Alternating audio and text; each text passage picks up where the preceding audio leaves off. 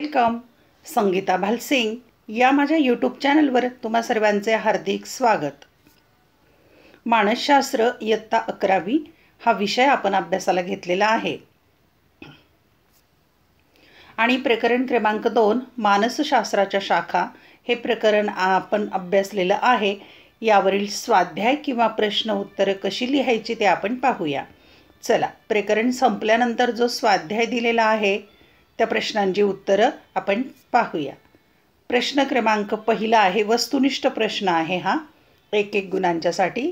पहिला अ, खालील वाक्य पूर्ण करा. पर्याय दिलेले आहेत, पर्याय निवडायचा आणि विधान पूर्ण लिहायचं. क्रमांक 1, मानसशास्त्राची शाखा जी विविध परिवर्तके आणि मानवी वर्तनामधील संबंध शोधण्यास निगडित आहेत तिला टिंबटिंब मानसशास्त्र म्हणतात. पर्याय दिलेले आहेत, सैद्धांतिक, उपयोजित आणि प्रायोगिक. याचा अचूक उत्तराचा पर्याय आहे प्रायोगिक.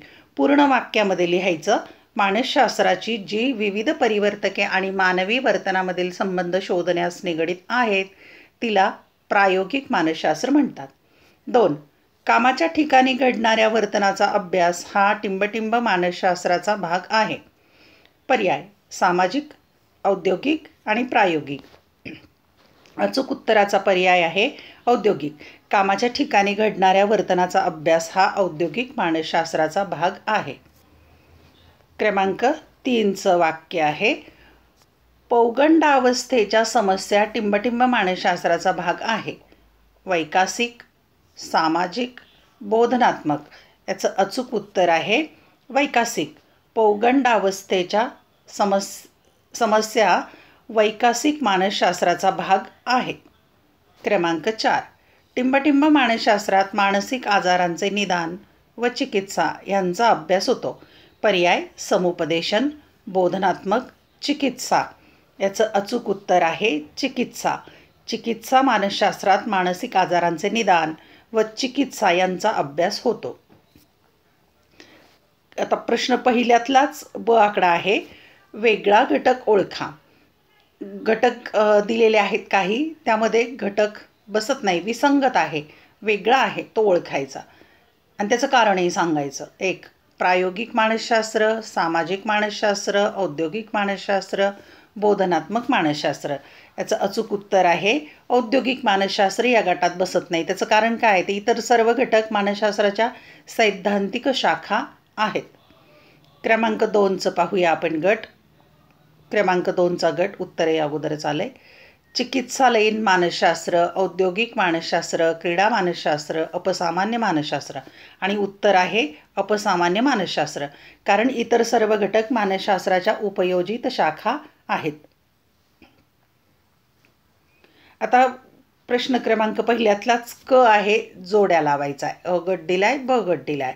अ गटामध्ये वैकासिक मानसशास्त्र, गुन्हेगाराचे मानसशास्त्र, शैक्षणिक मानसशास्त्र, औद्योगिक मानसशास्त्र, सामाजिक मानसशास्त्र आणि बोधनात्मक मानसशास्त्र अशा बाबी दिल्या आहेत. आणि ब गटामध्ये अ दिलेला आहे, संस्था, कर्मचारी प्रशिक्षण, मानवी संसाधनाचा अभ्यास, गर्भापासून मृत्यूपर्यंतच्या व्यक्तिविकासाचा अभ्यास, विचार प्रक्रियांचा अभ्यास, अध्ययनाच्या परिणामकारक पद्धतीचे उपयोजन, गुन्हेगाराच्या वर्तनाचा अभ्यास, मानवी वर्तनावर समूहातील इतर सदस्यांचा अभ्यास. आता आपण याच्यात जोड्या लावूया. पहिल्याची जोडी आहे वैकासिक मानसशास्त्राची ब जोडी आहे. ब मधलं हे आहे गर्भापासून मृत्यूपर्यंतच्या व्यक्तिविकासाचा अभ्यास म्हणजे वैकासिक मानसशास्त्र. तुम्ही असं क्रमांक न लिहिता त्याच्यासमोर ते विधान लिहायचं. तर जागा कमी असल्यामुळे मी फक्त इथे क्रमांक घेतलेत, गोलामध्ये मी आकडा टाकून घेतला आहे. गुन्हेगाराची मानसशास्त्राची जोडी आहे ई, की गुन्हेगाराच्या वर्तनाचा अभ्यास केला जातो. शैक्षणिक मानसशास्त्राची जोडी आहे ड ची, मानवी वर्तनावर समूहातील इतर सदस्यांचा प्रभाव. औद्योगिक मानसशास्त्राची जोडी आहे अ, संस्था, कर्मचारी प्रशिक्षण, मानवी संसाधनाचा अभ्यास. सामाजिक मानसशास्त्राची जोडी आहे फ, मानवी वर्तनावर समूहातील इतर सदस्यांचा प्रभाव. आणि शेवटची बोधनात्मक मानसशास्त्राची जोडी आहे क, विचार प्रक्रियांचा अभ्यास. प्रश्न क्रमांक 2 आहे, साम्य व तफावत सांगा. म्हणजे समानता काय आहे आणि फरक तफावत सांगायची. 1. सैद्धांतिक मानसशास्त्र आणि उपयोजित मानसशास्त्र. 2. चिकित्सा मानसशास्त्र आणि अपसामान्य मानसशास्त्र. आपण यातील साम्य आणि भेद विचारात घेऊया. क्रमांक 1 दिलेला आहे. सैद्धांतिक मानसशास्त्र आणि उपयोजित मानसशास्त्रातलं साम्य पाहू अगोदर. सैद्धांतिक मानसशास्त्र आणि उपयोजित मानसशास्त्र या मानसशास्त्राच्या दोन्ही शाखा मानवी वर्तनाच्या अभ्यासाशी निगडीत आहेत. तफावत किंवा फरक पाहूया. सैद्धांतिक मानसशास्त्र हे मानवी वर्तनाशी निगडीत संशोधन करणे, वेगवेगळे सिद्धांत मांडणे, वेगवेगळी तत्त्वे शोधणे व नियम मांडणे या बाबींवर भर देते. याउलट उपयोजित मानसशास्त्र हे सैद्धांतिक मानसशास्त्राच्या संशोधनातून सिद्ध झालेल्या तथ्यांचा आणि तत्त्वांचा आधार घेऊन व्यक्तीच्या दैनंदिन आयुष्यातील विविध समस्या सोडवण्यावर भर देते. असं दोन्हीमध्ये साम्य आणि फरक किंवा तफावत लिहायची. क्रमांक 2. चिकित्सा मानसशास्त्र आणि अपसामान्य मानसशास्त्रामध्ये साम्य पाहूया. चिकित्सा मानसशास्त्र आणि अपसामान्य मानसशास्त्र या मानसशास्त्राच्या दोन्ही शाखा मानवी वर्तनाच्या तीव्र व गंभीर समस्यांच्या अभ्यासाशी निगडीत आहेत. तफावत म्हणजे फरक पाहूया. चिकित्सा मानसशास्त्र हे उपयोजित मानसशास्त्र आहे. याउलट अपसामान्य मानसशास्त्र हे सैद्धांतिक मानसशास्त्र आहे. चिकित्सा मानसशास्त्र हे अपसामान्य मानसशास्त्राच्या संशोधनातून सिद्ध झालेल्या तथ्यांचा आणि तत्त्वांचा आधार घेऊन व्यक्तीच्या समस्या सोडवण्यावर भर देते. याउलट अपसामान्य मानसशास्त्र हे अपसामान्य वर्तनाशी निगडीत संशोधन करणे, अपसामान्य वर्तनाची कारणे शोधणे इत्यादी बाबींवर भर देते. प्रश्न क्रमांक 3 आहे. टिपा लिहा. 1. चिकित्सा मानसशास्त्र. 2. बोधनात्मक मानसशास्त्र. 3. वैकासिक मानसशास्त्र आणि 4. औद्योगिक मानसशास्त्र. आपण सविस्तर टिपा लेखन करूया. क्रमांक 1. चिकित्सा मानसशास्त्र. उत्तरामध्ये मुद्दा लिहायचा. क्रमांक 1. चिकित्सा मानसशास्त्र ही मानसशास्त्राची सर्वात मोठी व महत्त्वाची उपयोजित शाखा आहे.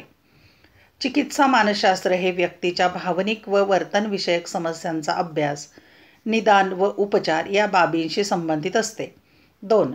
चिकित्सा मानसशास्त्रात मानसिक आजार, वैवाहिक व कौटुंबिक संघर्ष, मादक व्यसनासक्ती, अतिनैराश्य, बालगुन्हेगारी इत्यादी समस्यांचे निदान करून त्यावर उपाय सुचवले जातात. 3. चिकित्सा मानसशास्त्र लाभार्थ्याची मुलाखत घेतात, त्यांच्या नातलगांकडून माहिती मिळवतात व त्या आधारे मानसोपचाराचा वापर करून लाभार्थ्यांना त्यांच्या समस्या सोडवण्यात मदत करतात. चिकित्सा मानसशास्त्रज्ञ इस्पितळात व समुदाय आरोग्य केंद्रात काम करतात किंवा स्वतंत्रपणेही काम करतात. दुसरी टिपा आहे. बोधनात्मक मानसशास्त्र. 1. बोधनात्मक मानसशास्त्र ही मानसशास्त्राची महत्त्वाची सैद्धांतिक शाखा आहे. 2. बोधनात्मक मानसशास्त्रात विचार करणे, निर्णय घेणे, अवधान, संवेदन, भाषेचा विकास, स्मृती, समस्या सोडवणे अशा उच्च मानसिक प्रक्रियांचा शास्त्रशुद्ध अभ्यास केला जातो. 3.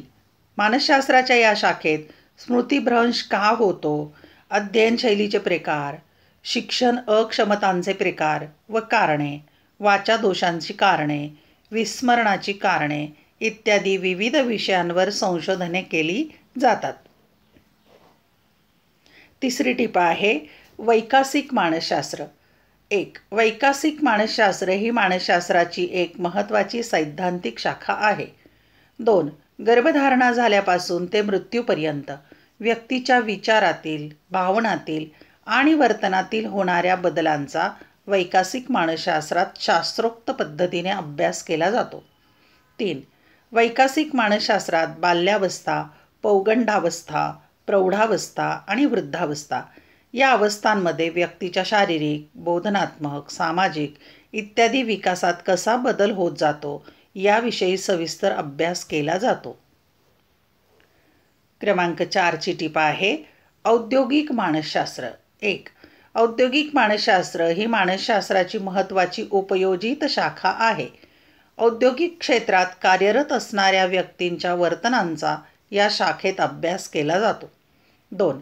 औद्योगिक मानसशास्त्र हे कर्मचाऱ्यांची निवड करणे, त्यांना कार्यभार देणे, त्यांना प्रशिक्षण देणे, त्यांना कार्य प्रेरित करणे, त्यांचे कार्यसमाधान वाढवणे, त्यांच्या कामकाजांचे मूल्यमापन करणे व त्यांच्या तक्रारींचे निवारण करणे, त्यांचे समूह मनोबल वाढवणे, त्यांच्यातील नेतृत्व क्षमता वाढवणे इत्यादी बाबतीत महत्त्वाची भूमिका बजावतात.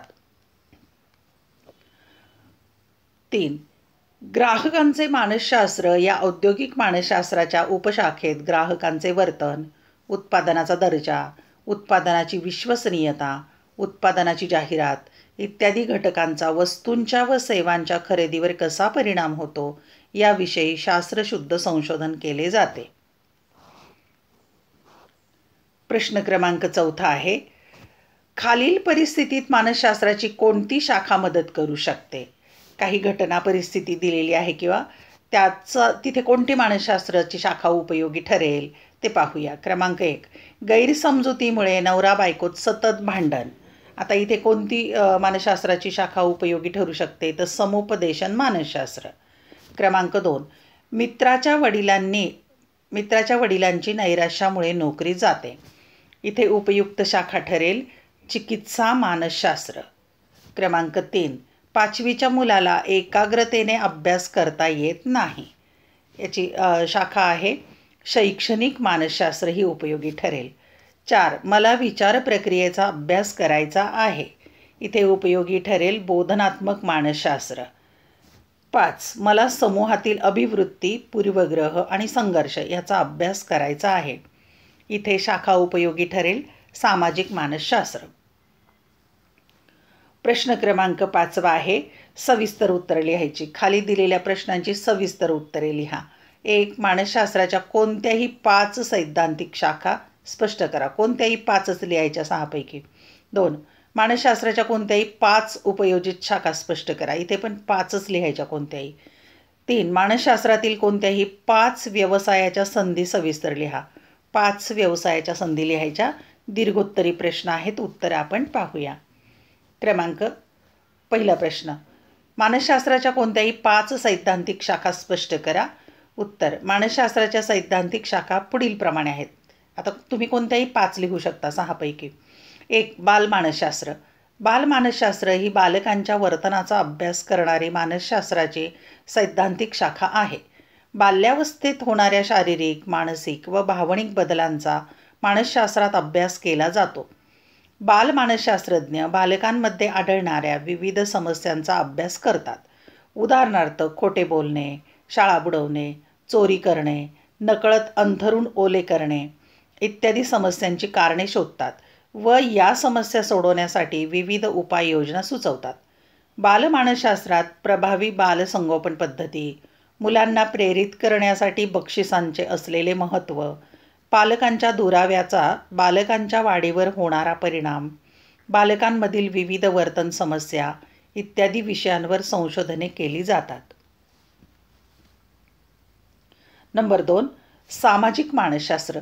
मायर या मानसशास्त्रज्ञाच्या मते आपल्या वर्तनांवर इतरांचा होणारा प्रभाव याचा वैज्ञानिक अभ्यास म्हणजे सामाजिक मानसशास्त्र.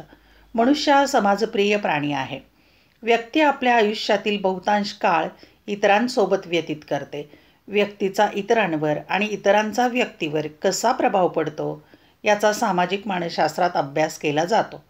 गटातील सहकार्य किंवा स्पर्धा, व्यक्तीच्या वृत्ती व पूर्वग्रह, परस्परांमधील मैत्रीभाव किंवा संघर्ष, नेतृत्व गुण, हिंसक किंवा आक्रमक वर्तन, सामाजिक नियमांचे पालन किंवा उल्लंघन इत्यादी विषयांचा सामाजिक मानसशास्त्रात अभ्यास केला जातो. याशिवाय विविध सामाजिक समस्यांची कारणे व त्यावरील उपाययोजना यांचाही सामाजिक मानसशास्त्रात अभ्यास केला जातो. क्रमांक 3, प्रायोगिक मानसशास्त्र. प्रायोगिक मानसशास्त्र ही मानसशास्त्राची अत्यंत महत्त्वाची सैद्धांतिक शाखा आहे. प्रायोगिक मानसशास्त्रज्ञ हे प्रयोगांद्वारे वर्तनाची मूलभूत कारणे समजून घेण्याचा प्रयत्न करतात. प्रायोगिक मानसशास्त्रज्ञ हे वेदन, अवधान, संवेदन, अध्ययन, स्मरण, विस्मरण, विचार प्रक्रिया, तर्क प्रक्रिया इत्यादी विषयांवर प्रयोग करून संशोधन करतात. क्रमांक 4ची शाखा आहे अपसामान्य मानसशास्त्र. अपसामान्य मानसशास्त्रात व्यक्तीच्या अपसामान्य वर्तनाचा अभ्यास केला जातो. अपसामान्य वर्तनाची कारणे व त्यावरील उपाययोजना यांचा सविस्तर अभ्यास करणे हे अपसामान्य मानसशास्त्राचे मुख्य ध्येय असते. अपसामान्य मानसशास्त्रात अतिसंशयीपणा, अतिलहरीपणा, अस्तित्वात नसणाऱ्या गोष्टी किंवा परिस्थिती यांचा भास होणे, मतिमंदत्व, काही गोष्टी, प्राणी किंवा परिस्थितीचे अपरिमित भयगंड असणे इत्यादी समस्यांचा सखोल अभ्यास केला जातो. आणि क्रमांक 5, वैकासिक मानसशास्त्र. वैकासिक मानसशास्त्र ही मानसशास्त्राची एक महत्त्वाची सैद्धांतिक शाखा आहे. गर्भधारणा झाल्यापासून ते मृत्यूपर्यंत व्यक्तीच्या विचारातील, भावनातील आणि वर्तनातील होणाऱ्या बदलांचा वैकासिक मानसशास्त्रात शास्त्रोक्त पद्धतीने अभ्यास केला जातो. वैकासिक मानसशास्त्रात बाल्यावस्था, पौगंडावस्था, प्रौढावस्था व वृद्धावस्था या अवस्थांमध्ये व्यक्तीच्या शारीरिक, बोधनात्मक, सामाजिक इत्यादी विकासात कसा बदल होत जातो याविषयी सविस्तर अभ्यास केला जातो. प्रश्न क्रमांक 2 आहे, मानसशास्त्राच्या कोणत्याही 5 उपयोजित शाखा स्पष्ट करा. त्यातली पहिली आहे समुपदेशन मानसशास्त्र. मानसशास्त्राची ही उपयोजित शाखा चिकित्सा मानसशास्त्राशी मिळती जुळती आहे, परंतु समुपदेशन मानसशास्त्रात वर्तनातील सौम्य समस्यांचा अभ्यास केला जातो. समुपदेशक मानसशास्त्रज्ञ हा व्यक्तीला तिच्या समायोजनातील समस्या, शैक्षणिक समस्या, वैयक्तिक समस्या, कामाच्या ठिकाणी सामना करावा लागणाऱ्या समस्या सोडवण्यासाठी मार्गदर्शन करतात. समुपदेशक मानसशास्त्रज्ञ हा व्यवसाय मार्गदर्शन देखील करतात. 2. गुन्हेगारी मानसशास्त्र. मानसशास्त्राच्या या उपयोजित शाखेचा सामाजिक मानसशास्त्र या शाखेशी जवळचा संबंध आहे. गुन्हेगारी मानसशास्त्रज्ञ हा समाजात घडलेल्या गुन्ह्यांची कारणे शोधणे, गुन्हेगारांच्या व्यक्तिमत्वाचा अभ्यास करणे, गुन्हेगारी प्रवृत्तीला नियंत्रित ठेवण्यासाठी आणि गुन्हेगारांच्या वर्तनात सुधारणा करण्यासाठी योजना आखणे इत्यादी कामे करतात. गुन्हेगारी मानसशास्त्रज्ञ हा कायदा अंमलबजावणी विभाग, गुन्हे अन्वेषण विभाग, गुन्हेगारांच्या सुधारणेसाठी कार्यरत असणाऱ्या सामाजिक संस्था, न्याय वैद्यक विभाग इत्यादी ठिकाणी कार्यरत असतात.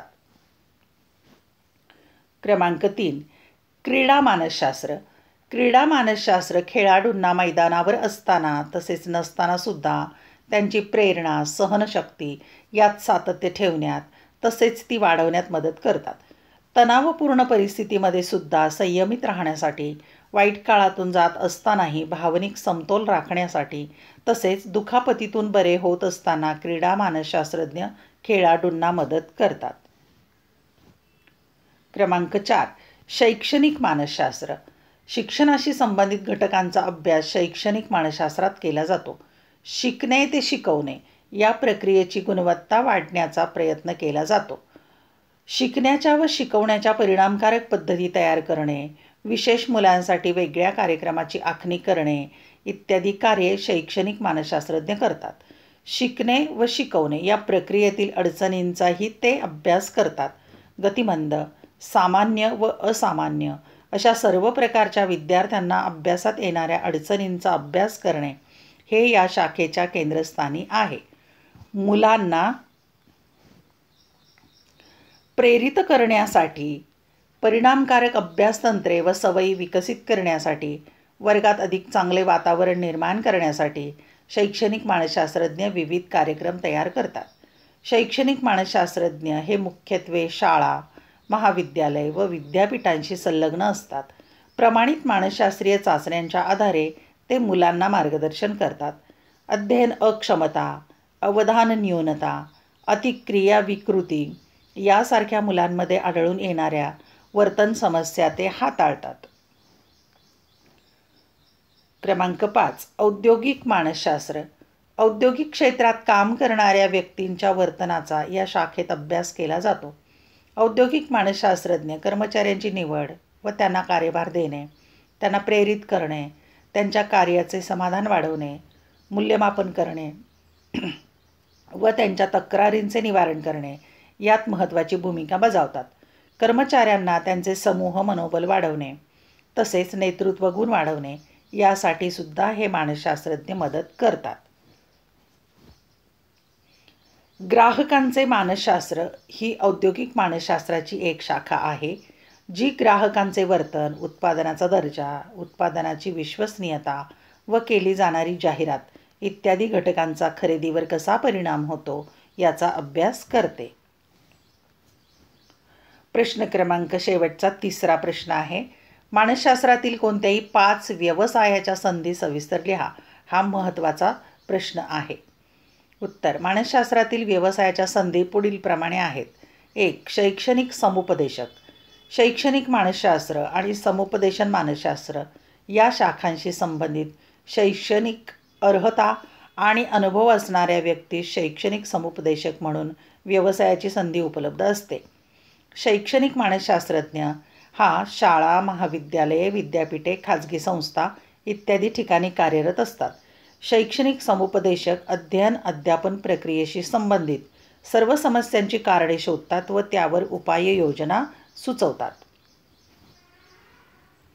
दुसरं आहे व्यावसायिक समुपदेशक.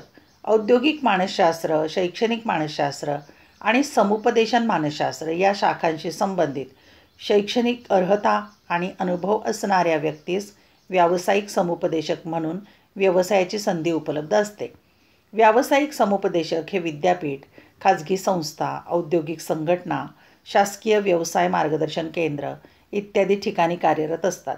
व्यावसायिक मानसशास्त्रज्ञाचे कार्य कामगार निवड, कामगार प्रशिक्षण, कामगारांच्या कार्याचे मूल्यमापन, कामगारांची पदोन्नती, कामगारांचे कार्यसमाधान, कामगारांच्या विविध समस्या इत्यादी बाबींशी संबंधित असते. क्रमांक 3 आहे मानसोपचार तज्ज्ञ. वैद्यकीय मानसशास्त्र आणि चिकित्सा मानसशास्त्र या शाखांशी संबंधित शैक्षणिक अर्हता आणि अनुभव असणाऱ्या व्यक्तीस मानसोपचार तज्ज्ञ म्हणून व्यवसायाची संधी उपलब्ध असते. मानसोपचार तज्ज्ञ हा शाळा, दवाखाने, शासकीय इस्पितळे, खाजगी इस्पितळे, खाजगी संस्था इत्यादी ठिकाणी कार्यरत असतात. मानसोपचार तज्ज्ञ हे गंभीर स्वरूपाच्या वर्तन समस्यांची कारणे शोधतात व त्यावर औषधोपचार व मानसोपचार सुचवतात. क्रमांक 4 क्रीडा समुपदेशक. क्रीडा मानसशास्त्र आणि समुपदेशन मानसशास्त्र या शाखांशी संबंधित शैक्षणिक अर्हता आणि अनुभव असणाऱ्या व्यक्तीस क्रीडा समुपदेशक म्हणून व्यवसायाची संधी उपलब्ध असते. क्रीडा मानसशास्त्रज्ञ हे विद्यापीठ, खाजगी संस्था, क्रीडा प्रशिक्षण केंद्रे इत्यादी ठिकाणी कार्यरत असतात. क्रीडा समुपदेशकांचे कार्य खेळाडूंचे मनोबल वाढवणे, खेळाडूंचे खेळातील प्रावीण्य वाढवणे आणि खेळाडूंच्या विविध समस्या सोडवणे इत्यादी बाबींशी संबंधित असते. क्रमांक 5 संरक्षण मानसशास्त्र. सैनिकी मानसशास्त्र, समुपदेशन मानसशास्त्र, चिकित्सा मानसशास्त्र आणि पुनर्वसन मानसशास्त्र या शाखांशी संबंधित शैक्षणिक अर्हता आणि अनुभव असणाऱ्या व्यक्तीस संरक्षण मानसशास्त्रज्ञ म्हणून व्यवसायाची संधी उपलब्ध असते. संरक्षण मानसशास्त्रज्ञ हे भूदल, नौदल व वायुदल या ठिकाणी कार्यरत असतात. संरक्षण मानसशास्त्राचे कार्य संरक्षण खात्यातील कर्मचाऱ्यांची निवड करणे, त्यांचे मनोबल टिकवून ठेवणे, त्यांची कार्यप्रेरणा वाढवणे, त्यांचे पुनर्वसन करणे इत्यादी बाबींशी संबंधित असते. अशा प्रकारे आपण प्रकरण क्रमांक 2 मानसशास्त्राच्या शाखा यावरील स्वाध्याय सोडवला. प्रश्नांची उत्तरं कशी लिहायची ते तुमच्या लक्षात आले असेलच. व्हिडिओ लेक्चर आवडलं तर लाईक, कमेंट आणि शेअर नक्की करा. अभ्यासासाठी शुभेच्छा.